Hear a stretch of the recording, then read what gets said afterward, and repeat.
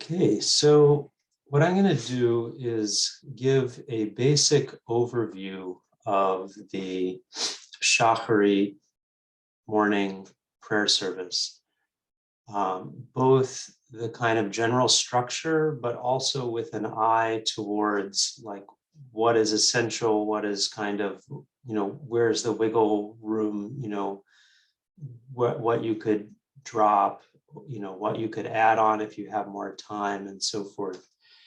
And I'm going to use as a basic architecture what's called the four worlds model of from Kabbalah and Jewish mysticism that particularly has been popularized by Reb Zalman Schachter Shalomi, Zichrono Livracha, in terms of giving people a sense of the deeper level of the service.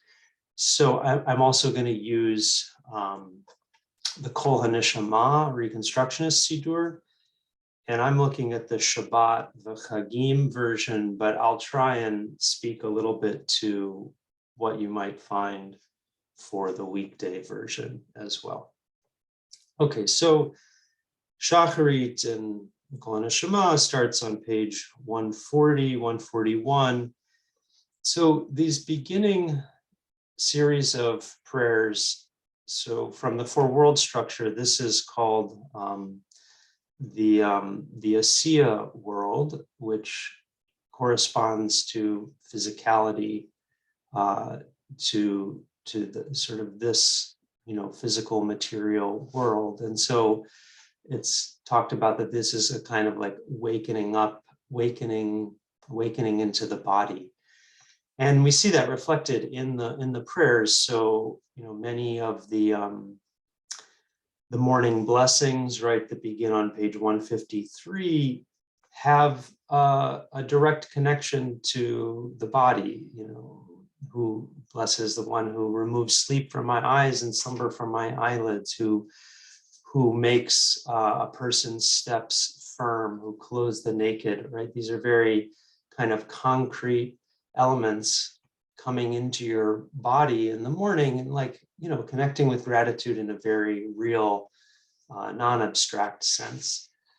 You also have things like on page 151, this really wonderful general kavanah, intention of loving our fellow human being as ourselves, right? That's just a great way to begin and kind of both set one's intention for the prayer service, but really for the whole day. So it has that kind of overarching intention setting. And you'll see also in like traditional Sidurim, you'll have Adon Olam in the beginning, which can also be nice.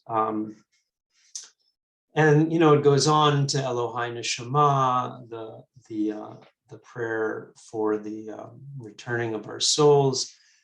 The other obvious physical connection is the Shariatzar Prayer, which is in Kol HaNeshama on page 163, right? This is very directly speaking about the blessings of the wonders of the body, and that our bodies are working. And so if you were short on time, you might just do Asher Yatzar. You might just do a couple of the, I think it's like 19, some large number of the traditional morning blessings, but you might just do a couple of them. Those morning blessings are said standing, right? There's movements that can easily go with each of them that you can make up yourself. You can change the movements around from a given day to another day. So that whole section that is known as Birchot HaShachar, that's kind of connected all with the world of physicality, with Asiya. And so the next section of the davening of the prayer service is called Tsuki De Zimra. This is the same whether it's Shabbat or the weekday. And in Kol HaNeshama, that begins on page 177 with Baruch She'amar. I love Baruch She'amar. It's one of my favorite prayers in a basic sense, it like celebrates and draws our attention to the ongoing process of creation, of the divine utterance, the divine speech, which is the energy that sustains, empowers, enlivens creation from moment to moment. It brings our attention to that and celebrating that and offering praise and appreciation for that. So I pretty much always do Baruch Shamar. I love it. But, this is the part, this whole section of Tsuki De Zimra, which goes all the way up till Baruch, is the largest. And so you have a lot of wiggle room here. It's a lot of Psalms after Baruch Shamar. And so this level corresponds to the next world of Yetzirah, which corresponds to the heart and the emotional world, right? So it's very clear to then see how a lot of the Psalms that are included here are kind of awakening the emotions in the heart. And so particularly on Shabbat, there's a lot of extra Psalms and so forth. So it's an opportunity to begin to explore the Psalms that are that the rabbis placed in as part of the service. You can do a few, you can do a lot, depending on your time. You can do a line or two. You can do them in English, you can do them in Hebrew. It's many really years of coming to familiarity with them. But so there's a lot of material there, but you want to connect you want to have something that really awakens your heart, that gets you've kind of moved from the body into the heart level. So you want to have good melodies that get you going, whether lively, more contemplative, whatever if you're davening by yourself, what you need. And so there's a lot of wonderful material there. So that on Shabbat, there's some additional rabbinic elements. Also in the weekday prayer service, but it's more obvious with Shabbat, with the Nishmat Kol Chai prayer. It's also part of the holiday service for Shacharit, which begins on page 235. That's all written by the rabbis. It's made up of a number of biblical verses, but it's a rabbinic prayer. It's also very beautiful. It's long, but there's, you can work on making a relationship with parts of it or the whole thing.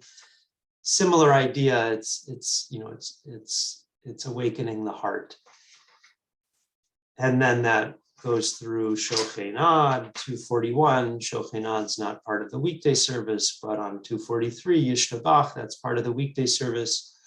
When I'm davening on my own, on a weekday, I would, probably just include a couple of these Psalms, Psalm 146, maybe part of Psalm 150 or something, depending on what you like, what you've developed a relationship with. Of course, when you're davening on your own, you don't do the parts that require a minyan, like Chatzi Kaddish or Baruch. But at Baruch, the service officially shifts into Shacharit. You've moved through Birchot HaShachar and Tsuki De Zimra, so now you're at this kind of third level. And this corresponds in the Four Worlds model to the level of Bria, which is kind of the level of deep mind,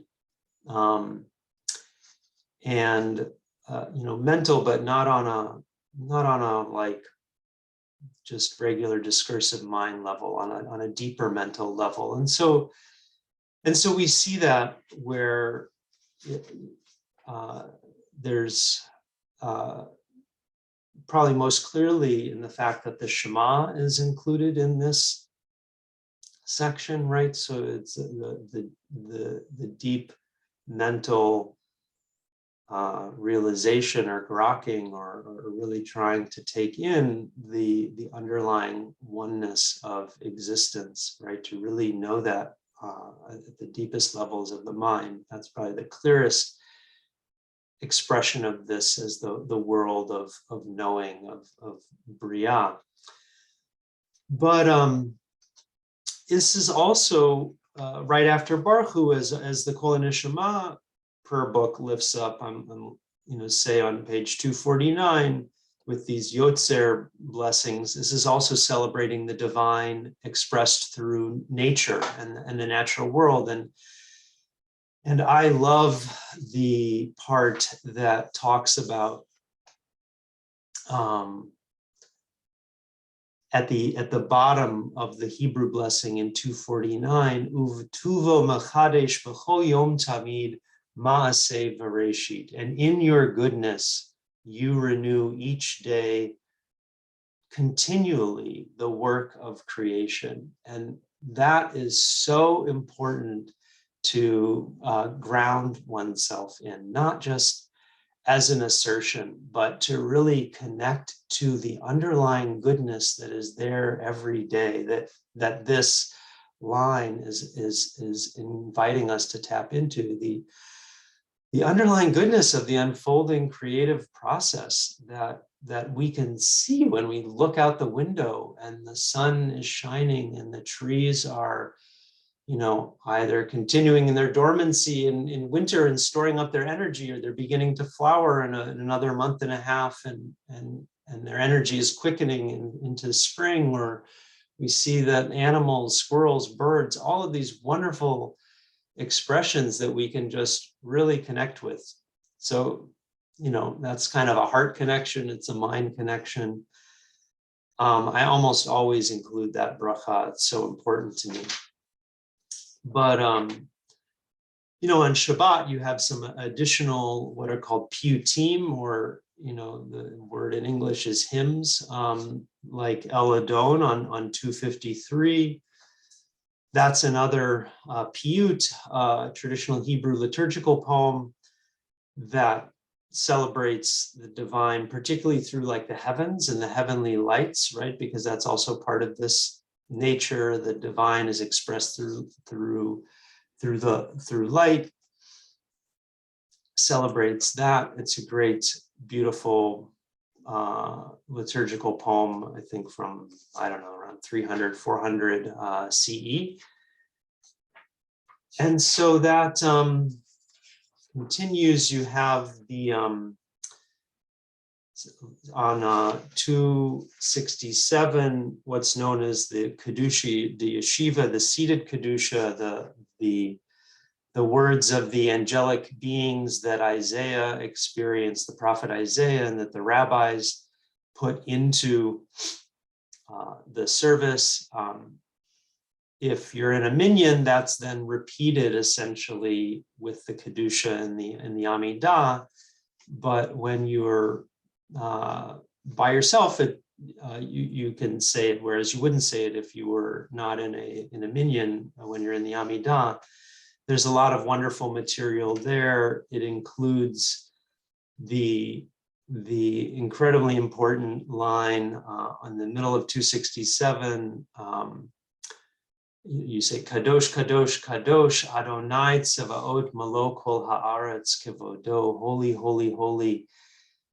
Now, Adonai Tsevaot is usually translated as, the Tsevaot comes originally from like, it's like a military term of like hosts or forces, but I take that following Hasidic interpretation as like all of God, the God of multiplicity, all of the ways that divinity manifests itself in the incredible display of divine power that is our world. And then right after that, Malo Kol Haaretz Kevodo, the entire world is full of divine glory.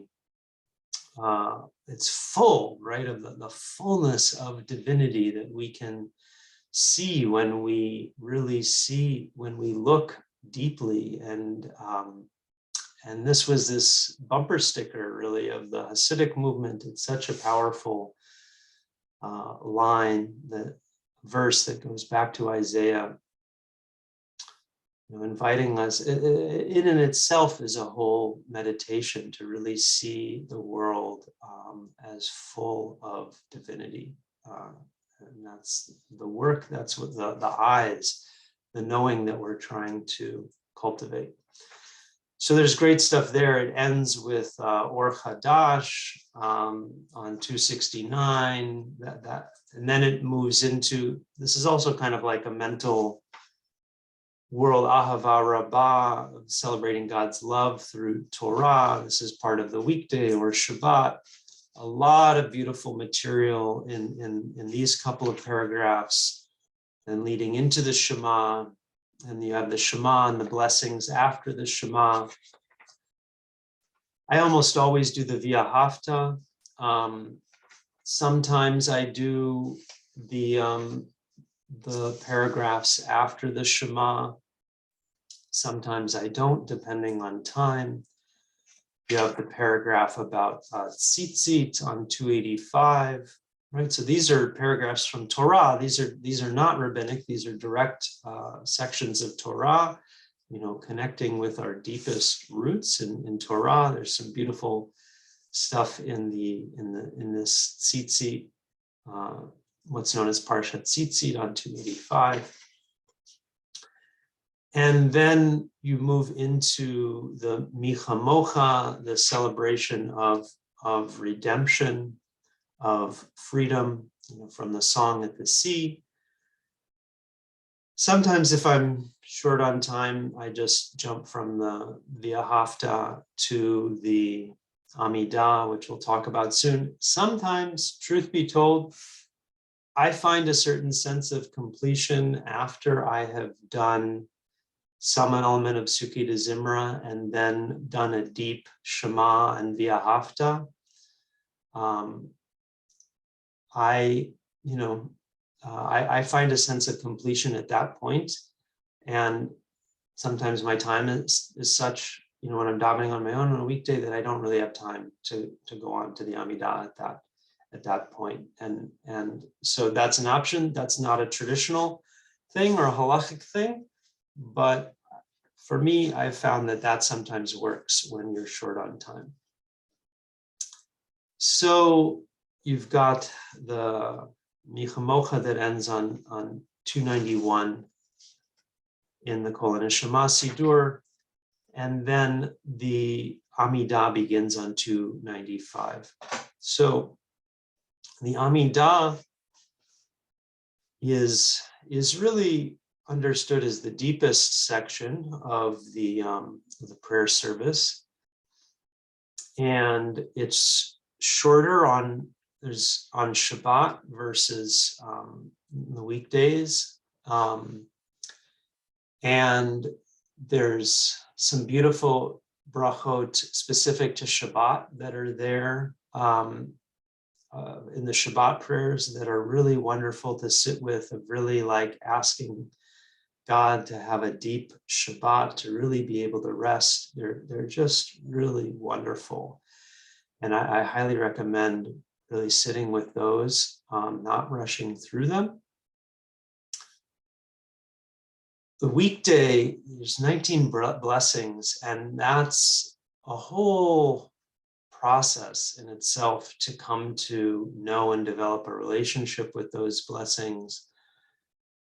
Reb Zalman Schachter Shalomi's interpretive translation of those brachot, particularly, he just takes, what he does is he invites you to, he gives you what the essence of the blessing is about in the final line of the blessing, and then invites you to say the content of the blessing in your own words. And that is a really wonderful practice. I've worked with that for a number of years. I don't always do it so much these days, but that was a transformative practice, I would say, for me in my relationship with the Amidah.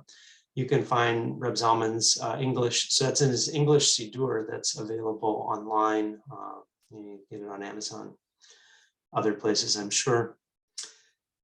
So these 19 blessings cover a lot of ground. They cover so many different things that we would want to pray for.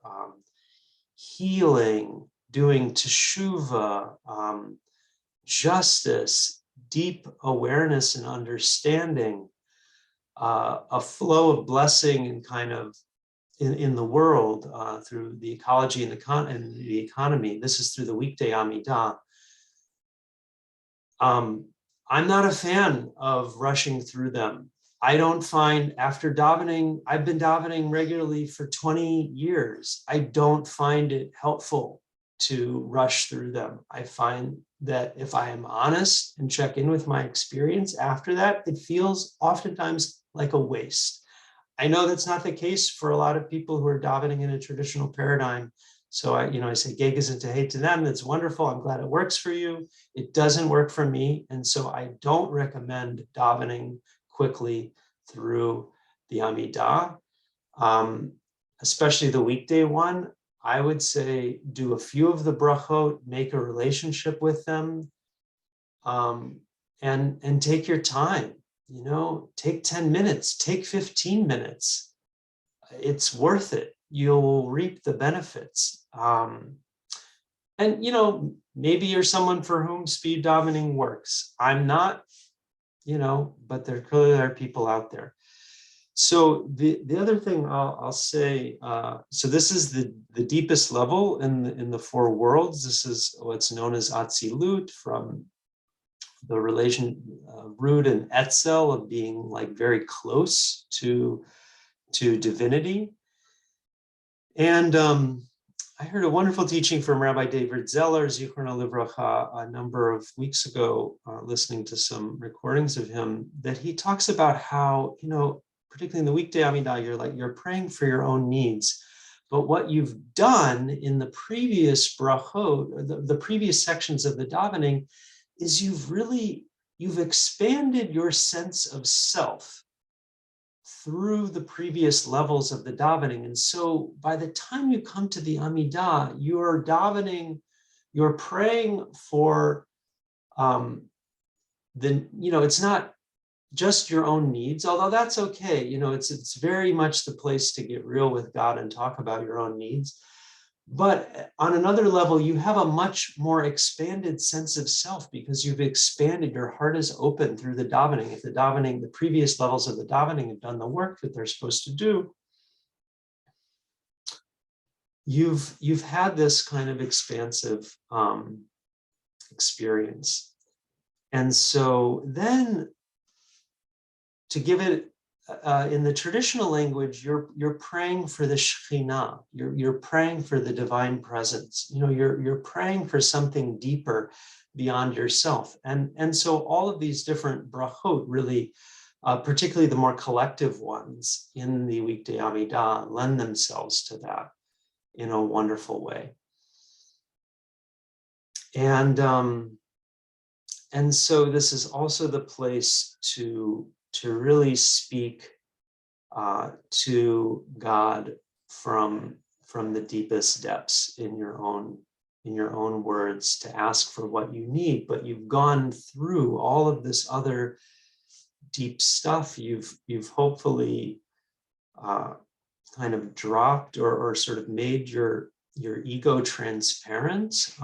That's kind of the in the Shema, that's kind of the basic kavanah of the Shema, like the barrier of the ego is the kind of shell of that. You kind of let that become a little more transparent, and that's part of what you've done earlier in the Shema. And so now that you're coming to the Amidah with this deeper sense of self, expanded sense of self beyond the limited sense that you've let in, that you've let in more of the divine light that's present, so you can pray on a deeper level. And I'm explaining, you wouldn't do all of these things in the Amidah.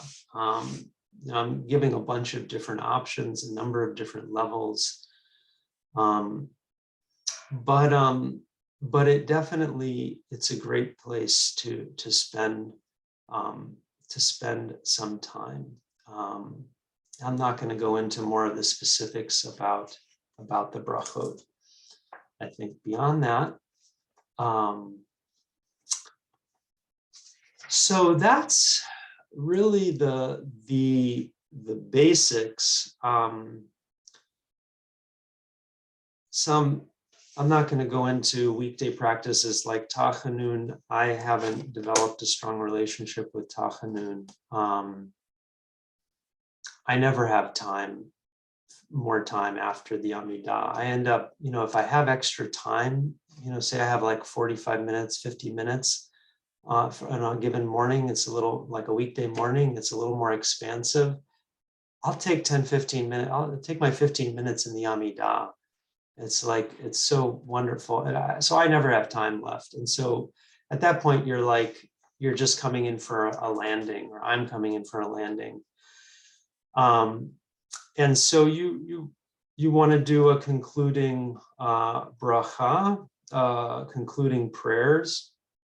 So you've got, in the Shabbat service, there's some communal concluding prayers. There's Ein Keloheinu, there's, Kaddish and so forth. But whether it's Shabbat or the weekday, there is the Aleinu prayer, which is always really great.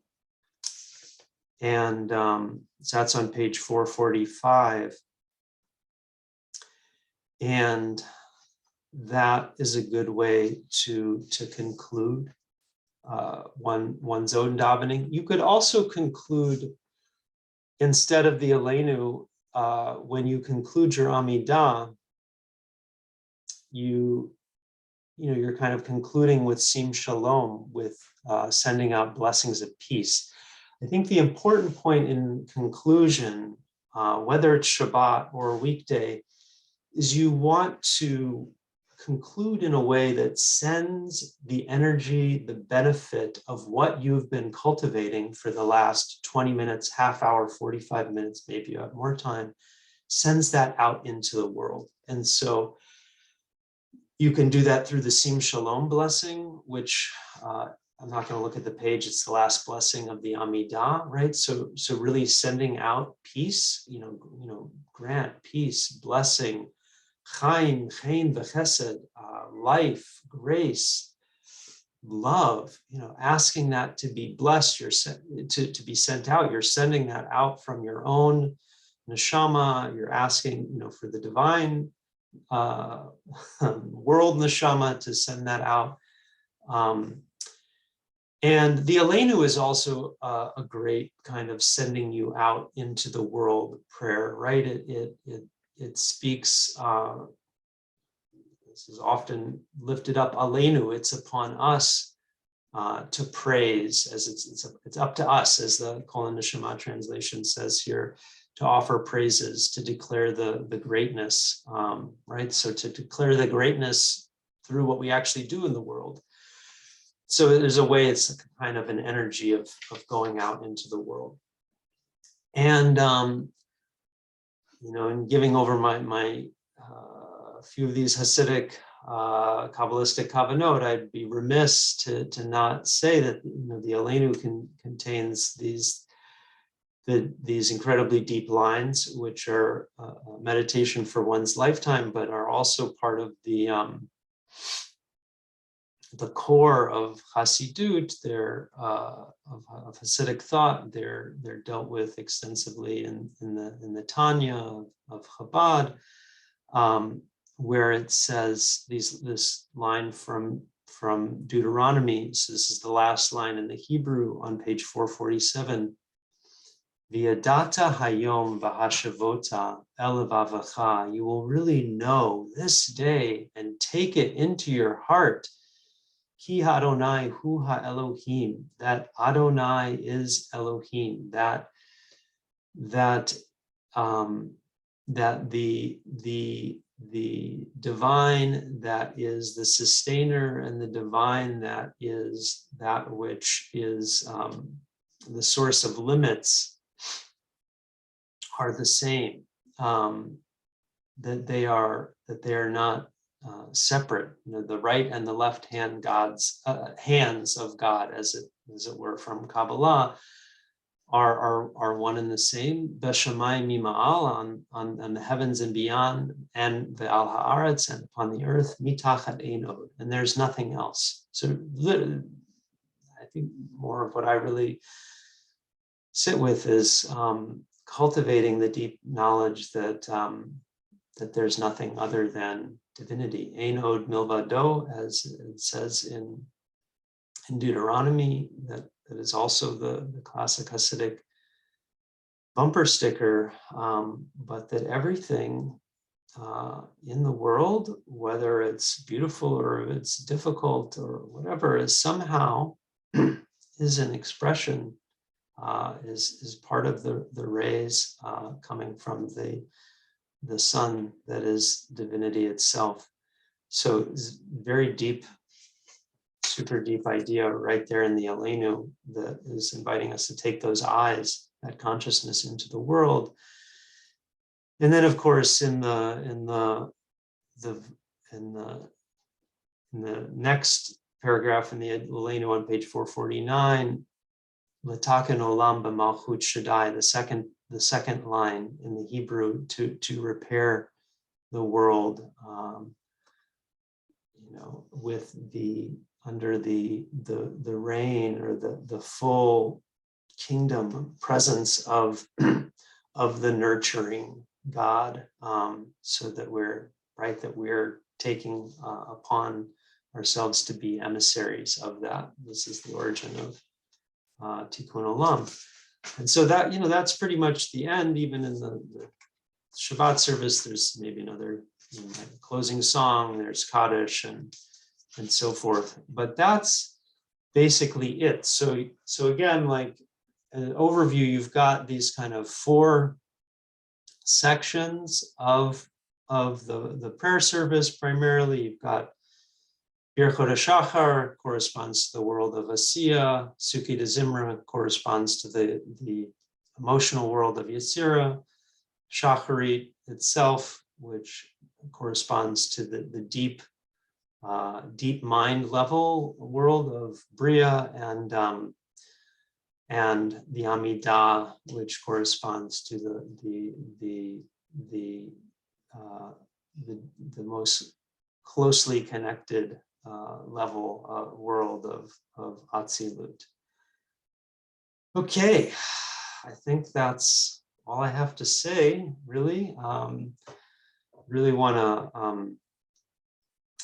bless anyone who's listening this, that your davening can just be such a source of nourishment, of insight, of power, of wisdom, to really transform your being, to enhance your being, to be that kli, that vessel for the divine light that wants to work through you.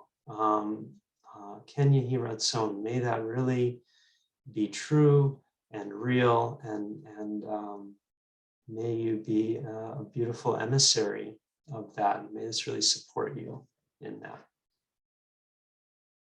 Thank you.